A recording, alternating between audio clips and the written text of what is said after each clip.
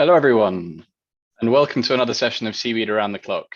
I'd like to go right ahead and introduce to you our keynote speaker for this session, Vaimu'a Muliava, Minister for Public Construction, Real Estate and Resources, Housing and Urban Planning, and for the public service sector, digital transformation, simplification of administration, and evaluation of public policies for the government of New Caledonia.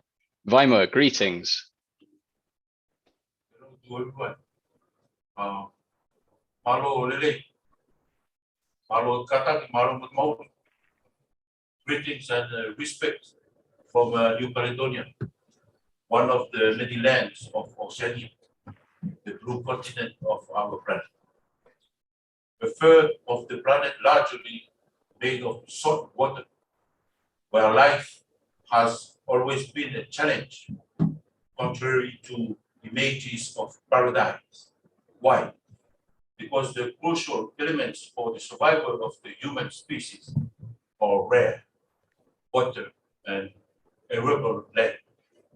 We, Pacific Islanders, have been alive in this part of the world for 3,500 years now, despite the fact of the colonial history has split our unity by putting us in Melanesia, Polynesia, Micronesia boxes, resulting from the European centric vision of our space, of our society. The truth is that our ancestors will not define themselves following their color, but following their ability and their necessity. We were defined by our clan, sea clan, and land clans. Why? Because our ancestors knew that their survival depended on the ability of some to skim the ocean, to discover the unknown spaces, and for others to keep the land and welcome those who arrive. Otherwise, we would already have died of hunger, have died certainly before hunger of physical and mental inbreeding. Ultimately, they knew that the ocean was not an end, but a path that had to be cleared so that the ocean would be the continuity of the land and therefore a source of life. The question of the balance of autonomy and interdependence is at the heart of our survival. It was true in the old days. It is true today. And whatever happened tomorrow, it will be true tomorrow. If the man who is talking to you is still alive, it's not thanks to modernity, but thanks to this cultural and identity heritage that makes me who I am. But unfortunately, this same man has lost much of the so-called traditional knowledge he had of his environment, of his detailed knowledge of his marine garden. For example, today, I can only identify one or two algae species in my own language. Limu, which is still used as fertilizer of the land, and lomu, still used as food and at the same time as medicine. Because in the past, eating was healing. We ate to be healthy and not just to satisfy our basic need. This is why I would like to sincerely thank the organizers of this event and all the people who allow the man that I am and the Pacific Islander to recover the full potential of the opportunities offered by our Mother Ocean. This will certainly help us beyond healing the wounds of history to better respect our marine heritage, not to recover what was, what has been, but to rediscover the potential offered by algae for our identity, but also for our survival by developing an economic sector of the future that will enable us to ensure local economic development adapted to our geographical, cultural, and human environment. You understand, I'm talking about economic development in tribes and villages in remote areas. Now let's talk about digital and technological innovation. For those who don't know New Caledonia is at a dead end today. The protein-form crisis that hit us, political crisis, health crisis with the COVID, economic, and soon a social crisis with the Ukraine crisis and the exogenous inflation remind us that we live in an archipelago with a counter economy fed on French aid and financial transfers, which has maintained us in an artificial comfort. New Caledonia has an economy mainly focused on the exploitation of nickel, an aberration in such a small territory of 18,555 square kilometers with a population of only 250,000 inhabitants. We have 3 nickel factories in such a small territory. An economy focused on buildings and public services, which represents a third of the assets. The concept and development tools implemented here are drawn from countries of 60 million inhabitants. Mass logic has been applied here instead of quality, instead of performance. Today, New Caledonia must rethink itself as a Pacific island by adopting a model seeking food self-sufficiency, local production, while taking care not to cut off from the world. And in this search of economic diversification and culturally adapted to our ecosystem, the seaweed is interesting crop for farmers far from economic and industrial centers because it requires only a few cheap inputs, ropes and wooden pegs, plastic ties, and the plant to the ropes and a place to dry them. Low initial investment and only 45 days from planting to harvest. An ideal cultural development for those who have a few other income opportunities. Unfortunately, climate change is disrupting this sustainability of this culture because as seaweed production moves to deeper and cooler waters, it involves the use of boats and larger investment. A sustainable industry is possible, but the whole system must be transformed by rapidly learning the lesson from the banana industry. Smallholders, algae growers must be able to replant genetically diverse and biosecure seedlings. This means creating biobanks to maintain genetic diversity and select improved cultivars.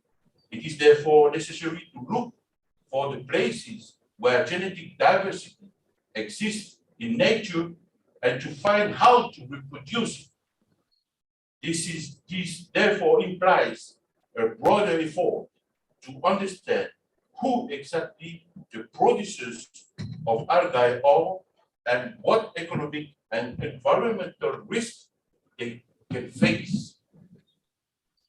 This is to encourage the development of alternative seaweed projects so that the producers are not solely dependent on prices, volatility, and can make longer-term investment that allow them to manage their risk in a sustainable way.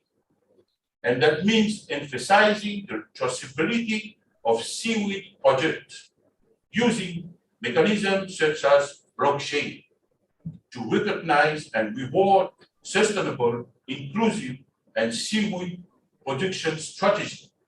It is an ambitious but essential and crucial program if the global seaweed industry is to realize its considerable potential. And New Caledonia, the Pacific Ocean, Oceania, could be the breeding ground for this experimentation. What about algae in New Caledonia? Microalgae.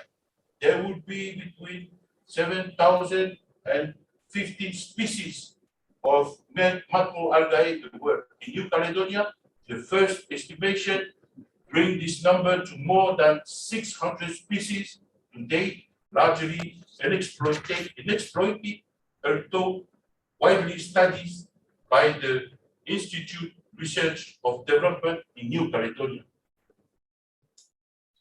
We only have an exception. We produce sea salt with seaweed in the northern province of New Caledonia.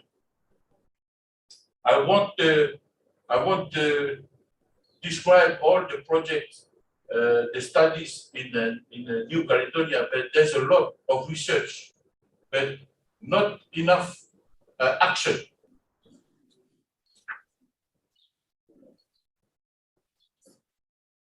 And we have also innovative business incubator to support and facilitate the emergence of all these projects. But I believe I have said everything, and you will have understood that I am one of those who think that we have church enough in New Caledonia, and that we must now launch into action because we no longer have a choice. Research is good and essential, but experimentation will allow us to reflect the image of our ancestors when on the shore, their eyes fixed on the horizon, they face the unknown species on boats that have improved their efficiency and have been appropriated. You will have understood that I'm talking about catamaran, the fastest boat in the world. So to end my talk, I would like to thank the organizers and all the people who work on algae, because we, the Pacific Islanders, we are the blue continent. But with true history, we lost and we forgot. And we forgot all the potential the ocean can bring for our development economy. So I would like to thank all of you. Thank for your work, for the research you put on this subject, because I think we, now the Pacific Islanders, we are the first destructors of our ocean. And all the hard work you've done on this subject will help us to heal our mind and to see our ocean like our ancestors look at this ocean with respect, humility, and the continuity of the land. Because our survival depends, as the old days, on our capacity to go and meet you wherever you are and to welcome you wherever you come from. And life in the Pacific Island is really fragile. So we need you. So thank you for all of that. And I wish you the best, because the best you can do, the best we will survive in this ocean. Pagkafita, ilahilan iti ako ito, na ipapalangi mai na I whenua mata pure. Maro, kātat. Maro te aloanga ko tau whakatau ni upule aki ke whau aki te kumatou mauli. I te temi ai ni, kua lele te temi, kua lele te masini, o maui te natua, maui te moana, kua hake te moana, te whera nei te matou mou I te moana. Koe ae, e whakawhitai I lahi atu te apoutou, e upaparani, a tamai, te aronga te kutou ngaue, ke kakou, ke aonga mai ke mātou, o hauwhaki te matou mauri. Koe la, e whainga kupu, e whainga ke tuku atu, mai tuku whahai, o oku, o whaia pei ina I te hina kutua ngā ane, o te Pasifika kātoa, kia koutou e nā, e te aronga te kutou ngaue, maro, mo whawhitai atu. Thank you. Thank you, Vaimu'a, for that fantastic and thought-provoking keynote speech there. I think it's absolutely vital to remember how critical the ocean is for preservation of culture and support for coastal communities, particularly in New Caledonia, but all across the world. Such important areas and themes that you've touched on there that we all share in this global industry. And only by working together across the whole of the value chain for the seaweed industry and collaborating willingly and beginning to apply the new technologies after the research you mentioned and actually get to work, will we start to benefit from this brilliant and beneficial ocean resource. So again, Vaimu'a, thank you again for joining us today. And we look forward to speaking to you more soon. So hello, everyone else around the world, and welcome once again to this 5th session of Seaweed Around the Clock. We hope you've enjoyed the program so far and are looking forward to discussing another fascinating topic this hour, Gen Digital and how the next generation can impact the seaweed industry. My name is Fred Puckle Hobbs. I'm the Chief Operating Officer of Seagreen, based here in Singapore. And today I'm joined by 4 fantastic panelists to discuss how technology can be applied to support seaweed farming as it scales to maximize its full potential. The 4 I have with me today are Rachelle Jensen, Chief Executive Officer of Luminis Water Technologies, Alistair Douglas, CEO of Eachmile, Ekaterina Petukhova, Investment Director for Innovation and Sustainability Projects at CFC Global, and finally, Ewan McAsh, CEO of Oceanfarmr. We're looking forward to diving right in on this topic, but before we do, a quick reminder to everybody that you can ask questions and engage with the panelists and speak to one another using the chat window on this forum and on this webinar.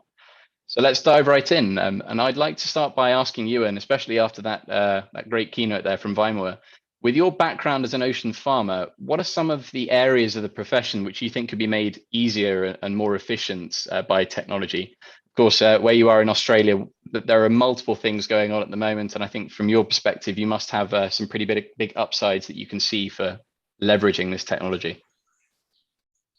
Yeah, thanks, Fred.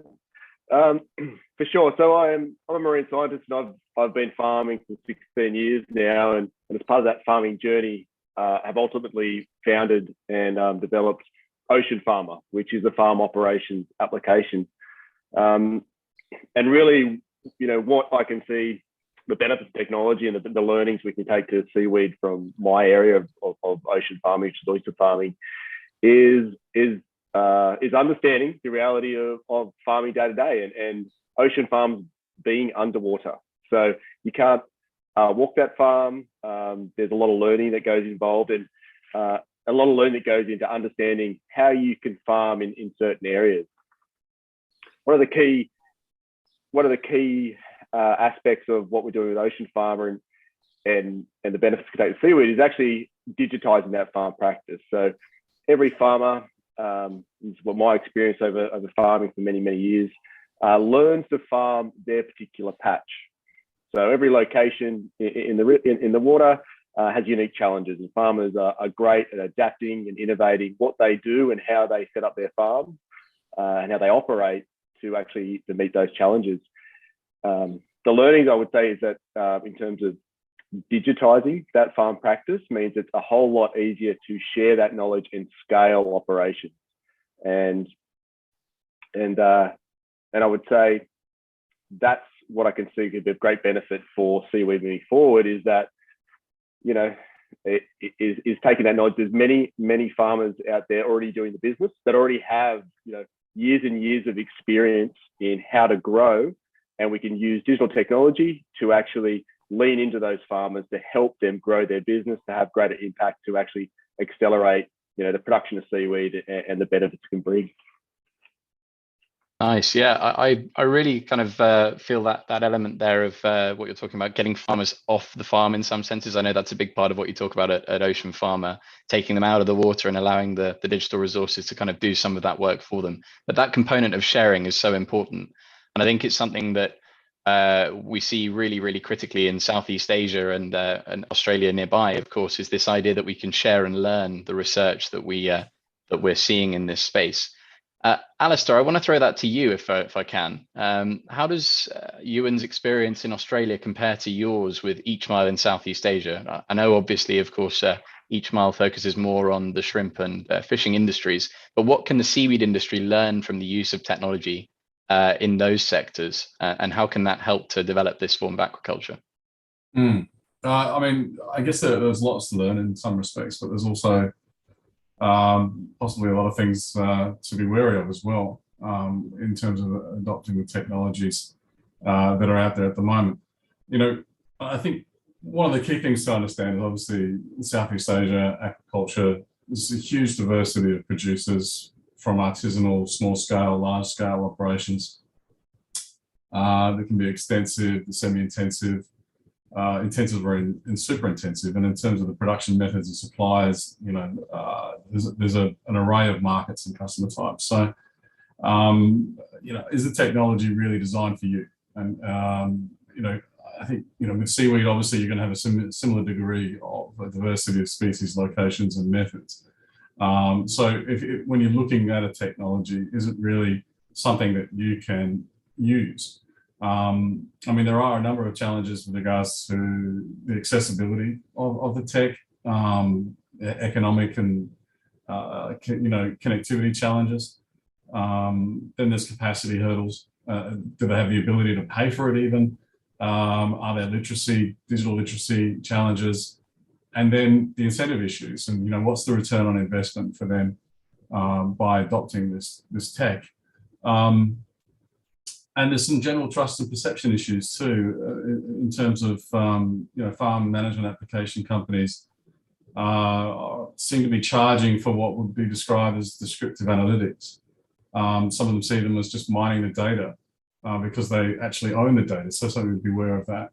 Who owns the data when you're purchasing a technology, and how's it being used? And there is a perception that it's being used to refine algorithms. And that they're paying for an improvement on the product. So you really need to, as a seaweed farmer, look at the solution. Is it fit for purpose? And can you work more with the technology provider to make sure that the insights that it's providing are real and actionable? Because there is a matter of control. Data may tell you to do A, B, or C, but if you can only do X, Y, and Z or whatever, that's under your control, then there's a problem, and all you have really is a front row seat. So yeah, that's probably some of the advice that I can share with you from this side of the world. Thank you very much, Alistair. I think it's a really good point that sometimes too much data can be a double-edged sword, and it's one that I think we can come back to in a minute. But firstly, I wanted to kind of jump to Rachelle on that point, because you mentioned ways in which these services can benefit and can actually provide value to ocean farmers, whether they be seaweed or others. Rachelle, as CEO of Luminis, is developing and is using new types of technology, which I think are really quite applicable to exactly what you're mentioning here. So Rachelle, what type of services are you offering for ocean farmers? Could you share some of the insights perhaps from the partnership which you have with Mary and Seagreen indeed? How can digital sharing help the farmers benefit from what you do? Well, I think the sort of fundamental difference of our offering isn't necessarily a technology. What we do is we're sequencing the microbiome in water. And in every drop of water, there's a million different microbes. So there's millions and billions and gazillions of microbes in water, and they form what we call the microbiome. And it's the microbiome itself that is forming the very foundation of health or disease, or what we call dysbiosis in water bodies. And to speak to the partnership that we have, a very exciting partnership that we have with Sea Green and Mari, is that we are going into the water and we can actually, I guess the key about de-risking seaweed is that most of the seaweed is grown out in open fields. Okay, so, and the problem with open water fields is that there is not a lot that we can do to influence the microbiome, to make the microbiome a little bit more robust, that can help support and fend off disease in the water. It's largely at the mercy of Mother Nature. But what we can do with microbiome analytics, we're basically reading the DNA in the water, and every body of water is going to have its own unique fingerprint. And what we can do to kind of excel very cheaply and affordably is to look at water body planning and make sure that the seaweed grown is started off in the right place. And we do this, as I mentioned, by sequencing. We use next-gen sequencing. We look at all of the microbes in the water. We create a panel. We look at imbalance ratios. We look at how many pathogens are in the water. So there's a lot that I can tell you about the water. I can tell you if the water is predisposed to a disease event in the coming near future, or if it has a really robust profile of beneficial bacteria in the water. And so we kind of use our sequencing tech to help steer the farmer towards the right starting point, so that he starts off at the right place and isn't inadvertently farming in an area, for example, that has runoff from nutrients, which sounds pretty good, but it's loaded with phosphorus and nitrogen. And those cause blooms, they cause overgrowth, which are really detrimental to the growth of seaweed because it increases turbidity in the water, it affects the oxygen levels, it's really quite bad. And so we can sort of steer the whole farming operation onto the right platform so that they start off right. And I think that that's kind of where our technology, quote unquote, comes into play. That's fascinating, Rachel. I mean, of course, I'm no biologist, I'm no marine scientist, but I think what you're talking about here is extremely high potential for all the different sectors of ocean farming. So that's the partnership that we have going with Sea Green, and in extension to Mari is that Sea Green sent down one of their research scientists, their R&D director, I guess, and we took a number of different samples too. We took water that was surrounding some diseased seaweed. We took some water out in the open water column. We took some water that's in a bed of seaweed that's doing really well and growing vigorously. And all of those different points of water, the microbiome and all those different points are going to have a very different profile. So we can essentially be the canary in the coal mine, so to speak, where a farmer goes out, they take a little bit of water, they send the water back to us, we sequence everything in the water, provide the report. Yep, this is a really great place for you to start farming, or actually this place is quite compromised, just move down the ways a little bit. So we can it's almost like landing a plane, like a little bit of a runway direction. And that's the exciting partnership that we have in place with Sea Green. We're super excited about it too, Rachel. And I think, as I said, the applicability of this to all levels of farming is so important. And we're really glad that we're able to bring this to Indonesian seaweed farming communities, because at the moment they are very underserved in terms of technology.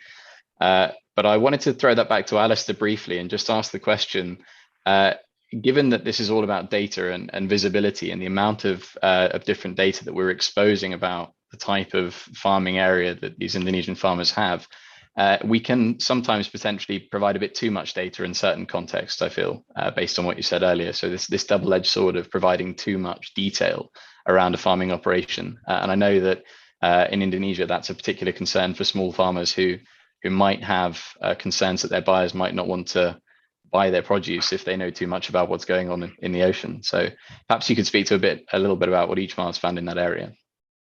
Yeah, I mean, people often talk about transparency. But I don't know too many people, too many companies that will welcome 100% transparency into their operations or their own lives for that matter. So how you handle access and permissions to the data, and like we talked about before, who owns it, are sort of critical. And what are the, as much as what are the return on investments and what are the incentives, you have to consider what the disincentives are as well. I talked about SaaS solutions, in the past, where if you've got a solution that's recording all your data in one place, it could reveal major or critical non-conformities to authorities that are performing an audit. And so you need to be aware of all these sorts of challenges when you're selling a solution or building a solution in and around your operation. That's why Rachel's solutions sounds fantastic, because it's, site selection is absolutely critical. You've got to make sure you understand the limitations of the site, and then also what species is best to grow in that location. Certainly from a food safety perspective, with things like seaweed. For us at Eachmile, we built solutions whereby the data producers own the data. And that's one of the useful things about blockchain, is that all the data is put onto a secure and immutable record. And so they have a claim of ownership. And we want to move in that direction to have fully inclusive business models, because that way, when you monetize the data, all those people that have come together to, gather that data and have claim of ownership on that data can benefit from the monetization of that data. So that's one of the key things for us with blockchain technologies. The other thing is, the metadata and protecting that is also a challenge, but it's something that also can be used for storytelling and those sorts of things for the consumers further down the chain. I'll leave it there. I'll probably be waffling on too much. So that's absolutely fascinating, and actually exactly the right sort of thing to be espousing around blockchain. Of course, the potential to share information and exchange here, and for everybody to benefit from that immutable record is enormous. Of course, with its downsides, as you mentioned, but this is all about using technology in the right way, I think. And to that note, I would ask Ekaterina, you are a blockchain enthusiast, as I understand it. And we know together that blockchain does allow us to exchange information and share learnings better. So service connectivity is something that's also very, very much increased through the use of this type of technology. But how will that help the emerging seaweed sectors? From your perspective, do you see this as a major opportunity for alternative investors to get involved in seaweed? And will blockchain help seaweed break into the mainstream, perhaps? Yeah, absolutely right. So first of all, think about blockchain and seaweed. In many well-established industries, you still don't have any blockchain technology used. But in seaweed, which, as you mentioned, is an emerging industry, you already have sea green and some other developments, which is amazing for me. So we are really innovative. We're at the front edge of innovation, I would say.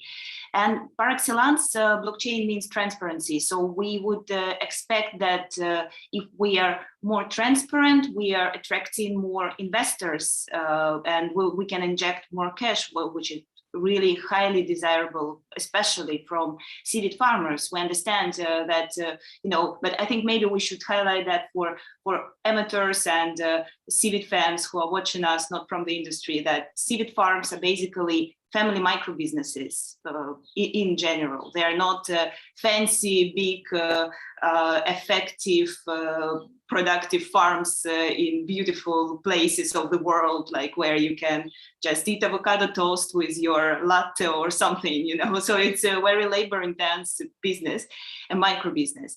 However, I'm asking myself, wouldn't that transparency bring too many alternative investors?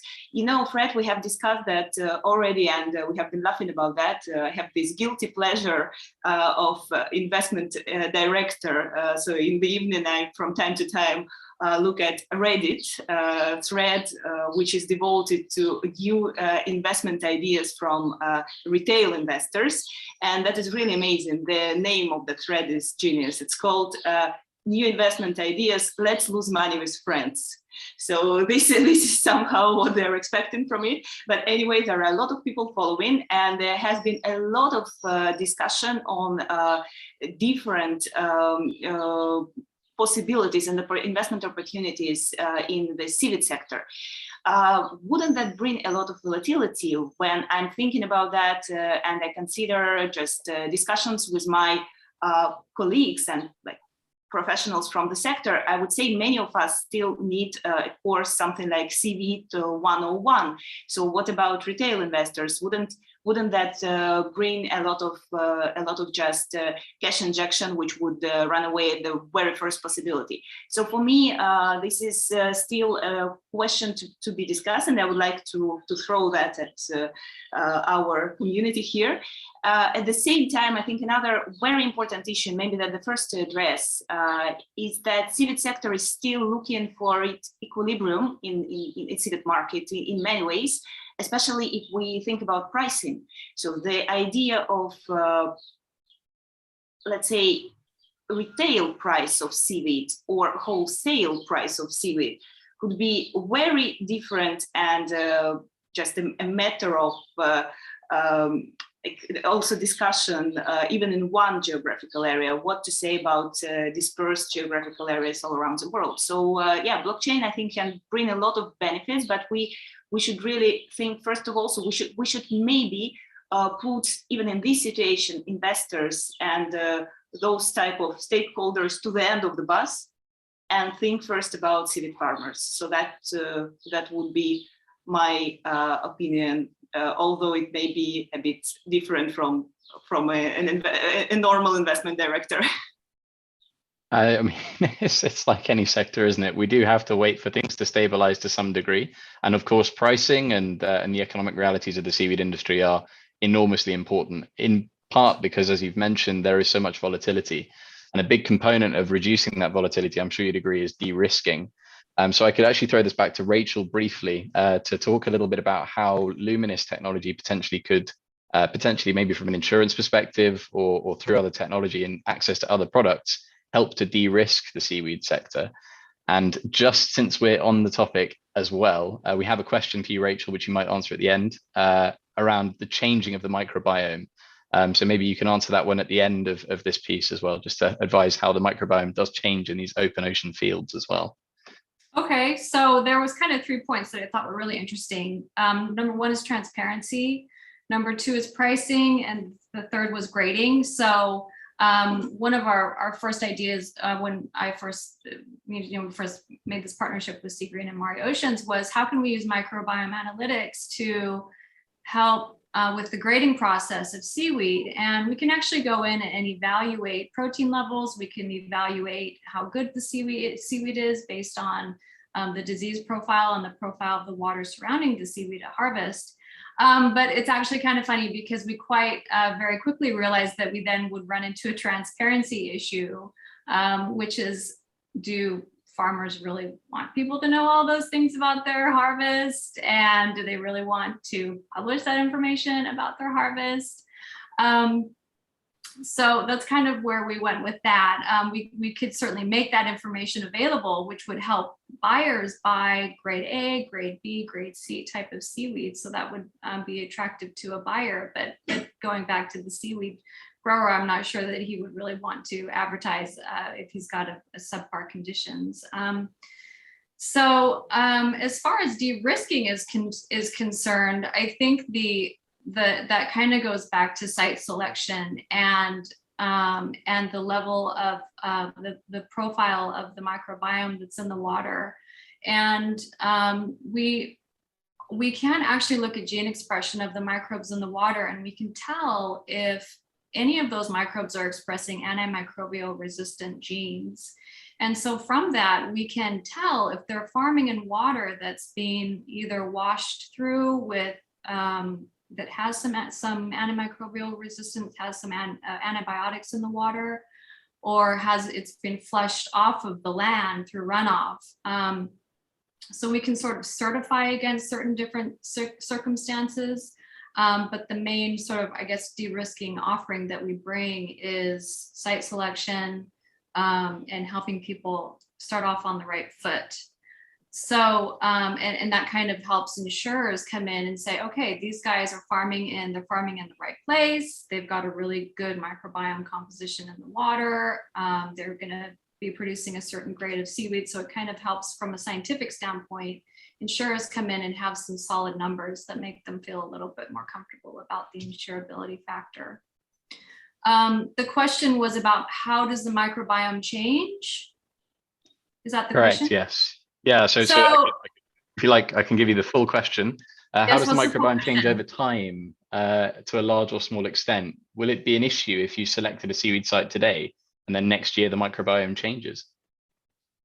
So the microbiome is really, really interesting. I think I've said that before, but I'm going to tell you why right now. It's really cool because all of the microbes in the water are really sensitive to increasing temperature and increasing pH, so acidity. They're really sensitive to chemical factors. So you can influence the microbiome by sort of pressing these levers in the water of pH, salinity, et cetera, et cetera. So microbiome analytics are really powerful in a closed system where we have sort of more control over the water. As far as how the microbiome changes, it does change day to day. It doesn't change necessarily the key players, but what will change is gene expression, and you'll see different gene expressions through photosynthesis. So some of the, during the day, you'll have a higher rise of microbes that are photosynthesizing, and then during the night, you'll have a rise of a different profile of bacteria that are providing a different fundamental service to the water around it. And yes, there will be some drift in the water. There isn't going to be a way to control that really, but we absolutely, I should say, but we did a really interesting study. We actually looked at the microbiome in a remote coral atoll in the Indian Ocean, and it's called Chagos Archipelago. If anybody's ever been there, it's only open to sailboats, so it's only about 15 sailboats a year are allowed to go. But it's completely devoid of people. And we looked at the microbiome outside of the atoll and inside of the atoll, and they were completely different, and they were consistently completely different. So we haven't done extensive analytics in seaweed beds, but I would hazard a guess that the microbiome would be relatively consistent in a certain area and also relatively consistent in a different way in a different area. Excellent. I mean, it certainly does. And I mean, the potential there is just limitless in some senses. I mean, we've only to kind of scratch the surface in what we've discussed today. But I think certainly from a de-risking perspective, you're quite right. From an insurability standpoint, it's really important that we have a good baseline of understanding of the farm sites. But also, even if the microbiome does change, we can produce tests which can repeat the results, can see how things have changed. And I think that's a really powerful source of information. I was just going to say that currents are relatively stable. They relatively move in the same direction globally and also locally. So I think that, you know, you could establish from a microbiological standpoint, a specific grow out area that's consistently good and is out of the way of potential runoff that runs down currents that are known. And also plastic pollution that comes off of land is quite considerable in Southeast Asia. And that breaks down and affects water quality as well. So there's a lot of different things that you would want to avoid, and you can generally avoid those through understanding local currents. For sure. So perhaps it's a good time to ask Ewan, for these kind of services, I'm sure that you see applications for exactly what Rachel's offering at Luminis, essentially for your farm or for farms in Australia. But do you think that it's something that's accessible to ocean farmers? Do you think it's something that's going to be sort of easily adopted amongst these groups? Of course, we've heard from Alistair, there are adoption challenges in Asia, in Southeast Asia. But I'd like to hear your thoughts on what this actually means for farmers. You're on mute, Ewan. Thanks, Fred. So the biggest challenge ocean farmers face is access to capital, right? They operate in the marine estate, and it's something you can't actually, you know, they have struggled to get access to funding because you actually can't use that as collateral. What that means is that any way we can create visibility of operations, we can capture the farmer's IP in terms of how they farm and what they do, and show how robust that is. The location IP, which but any way we can sort of use science, technology to actually create our operations more visible, to de-risk them.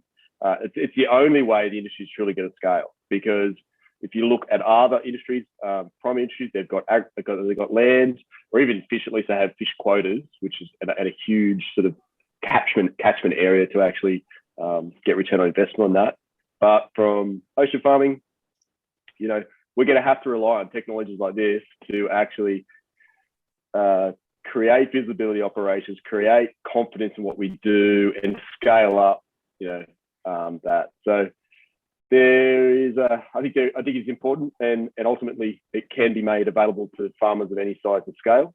And it's going to be extremely important. It's going to be extremely important for the farmers to be more productive. It's going to be extremely important for investors to be able to invest in this industry, and ultimately just build a more sophisticated industry that can deliver great impact, great food, you know, on a global scale.